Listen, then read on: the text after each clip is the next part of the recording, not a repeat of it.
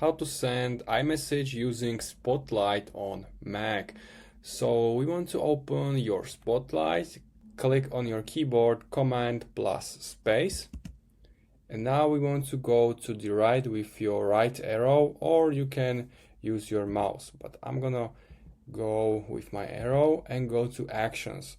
Once you are in Actions, you can type here SM, like send message, or just type it send message, but I'm gonna go with SM, and you can go down and press enter and also choose the send message option, and now type here your message and also choose the recipient.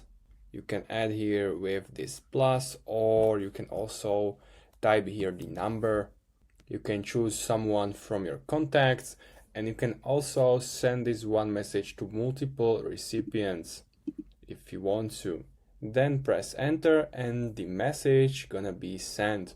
If you have any questions, leave a comment and see you next time.